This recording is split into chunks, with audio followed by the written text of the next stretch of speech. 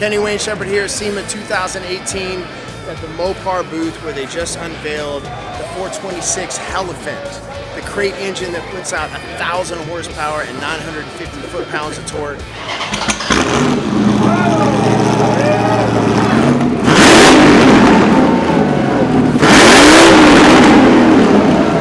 Behind me is the concept car that showcases all that power. It's called the Super Charger. Got a lot of design cues from the Demon. It's got the Demon hood scoop, Demon fender flares. It's got the wide body Hellcat wheels, Devil's Rim wheels. I mean, it's a pretty amazing vehicle showcasing an amazing engine. Hey everyone, it's John McGann from Hot Rod Magazine, and I'm here with Joe Dahner. I'm the director of Ram exterior design and Mopar design. And we are here with your newly unveiled 1968 Mopar Super Charger Concept.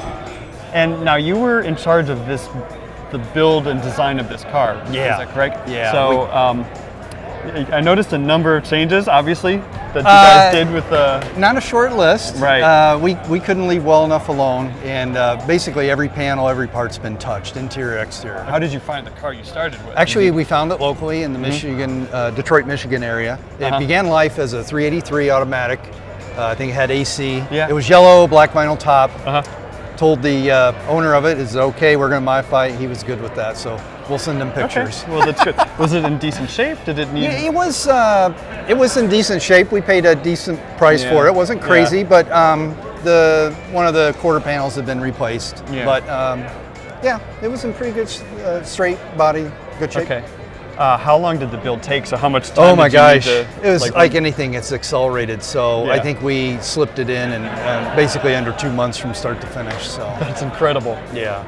The 68 has a soft spot in my heart Yes. for one of my favorite cars, and we can blame Bullet for that. Yes. But what we wanted to do was infuse a lot of new parts into this. So if you can tell, there's the DRLs and the headlights are from a current Dodge Challenger. And so we did away with the hideaway lights. This is probably totally illegal, but it looks cool. So we did a one-piece grille. We Frenched in the bumpers, tidied them up. Those are actually fiberglass. We didn't want to spend a lot of time fabricating a steel part. Yeah. So we laid up a fiberglass part, put a splitter on the lower. Those are Challenger fog lights. And then we used the Demon hood scoop and fused it into a new skin for the outer of the hood. Yeah. So it's got a lot of, it's still 1968, but it's got an infusion of 18 and 19 Challenger parts, which kind of modernize it. So really happy with how this turned out. So then the fender flares, they look kind of like a wide body Hellcat. Yeah. Is that? Yeah, so dimensionally the car is about the same overall length as the original car, which was 208 inches. Okay. It's 2 inches wider, side to side, 4 inches overall, and it's because we pulled the wheel and tire combination out. Yeah. 20s, these are factory 20s in the front. That's a 21-inch clone in the rear, so we made a larger one. And as I mentioned, we can't leave well enough alone. We felt that the wheelbase was maybe a little too short on these cars, so we pulled this one, we massaged it, pulled it forward 2 inches. So it went from a 117 to a 119. Yeah. And it looks natural. It doesn't look weird or animated, and it just seemed to be, as I used to say, or say sometimes to my guys, it's Goldilocks, it's just right. So the accent color is brass monkey, which the Dodge guys have really been capitalizing that over the last few years. A lot of people look at the upper on this and they say, gosh, something's different, and there's a lot different. So we got rid of the drip molding. Right, the drip and this is actually the factory molding, but we buried it under the sheet metal, smoothed it up, carried over to the original belt, made a new part here, got rid of the wing vent, and then went to a one-piece side glass. 71 Duster donated the mirror, got rid of the door handle. Some other little details on the body side, we pretty much got rid of the side markers. The downstanding flange down here, we put in a filler panel to hide the flange and just kind of visually lower the body. We lowered the car about 2.5 inches overall. Right. So it does sit lower. Coming to the rear, you gotta have the fuel cap. So here we've played up the Hellephant logo. And there's a lot of little Mopar M's in the background. Really special kind of thing to highlight that, supercharger, got rid of all the badging, went with decals. And then back here, there's some little Easter eggs. Obviously the big spoiler inspired by current Challengers and Chargers. Well, the exhaust here, we routed through the tail light. So we took the original die casting of the tail light and we cut it out. And then we found Alfa Romeo Stelvio current tail exhaust tips, grafted them in there, and they're purely functional. Okay. And then put in the tail light, almost kind of like I call it a blast furnace or a round. Yeah, it's almost like a forge, and it's really neat. And then I didn't. What's that? I thought these were lenses that were just dark. No, so these are actually the tailpipes. That's no, crazy. my friend, that is when this thing runs. That's literally a blast furnace. That would be. That's.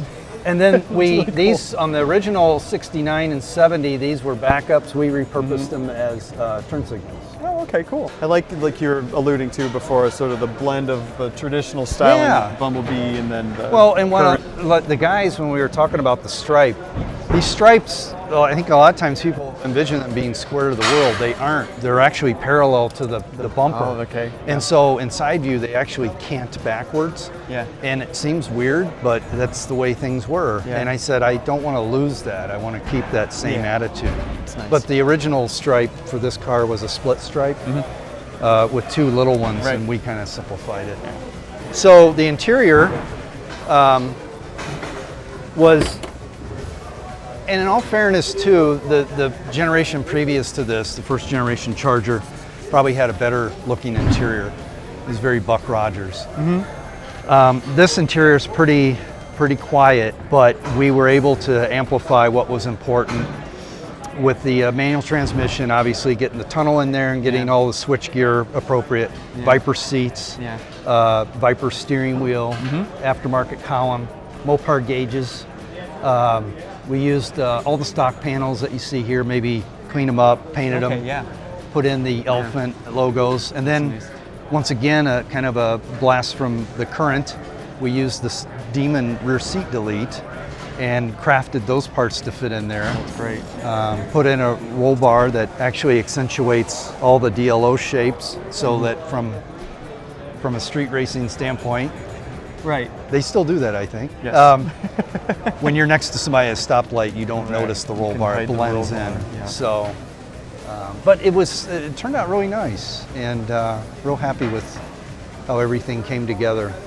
Well, it looks great. I like how because those interior lights, it's not a map light necessarily down there, but how you work those in. We got rid of all the incandescents with LEDs, and then we diffused them a little bit just because some of them were pretty bright. A lot of those older lights are very yellow too.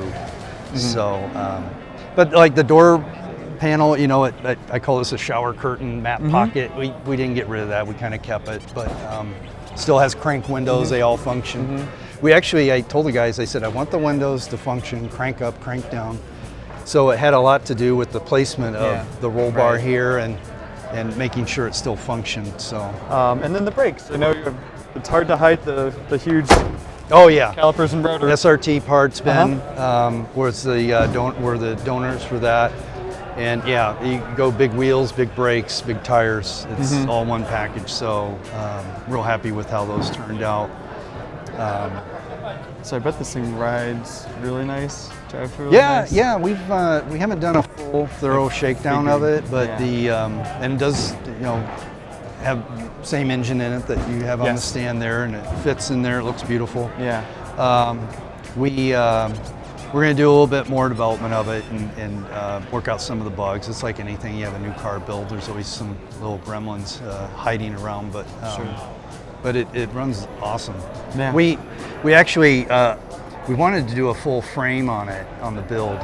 We just were kind of time challenged, so we went with an aftermarket front subframe and a rear subframe, and then bridged them together to tie it together so it was stronger.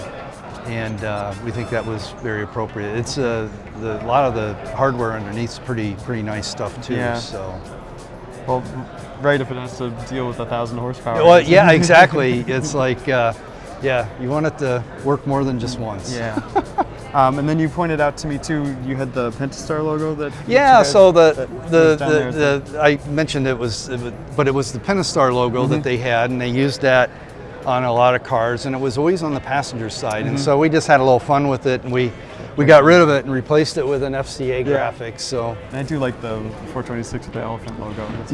The same design team that worked on that crafted all of our crate engine logos for Mopar, and then also the original Hellcat logo. So and the Demon. So he's those folks have it in their blood, and so when I gave him this assignment, he jumped right on it. I can do boom, that. there it is. He's working his way down the list of creatures to come up with an icon. I kept telling him, I go, the elephant has to be angry. I said, there's plenty of happy elephants out there, and this one wants to be angry. You can see there's a scowl on So this. yeah, exactly. We're not looking for Dumbo here.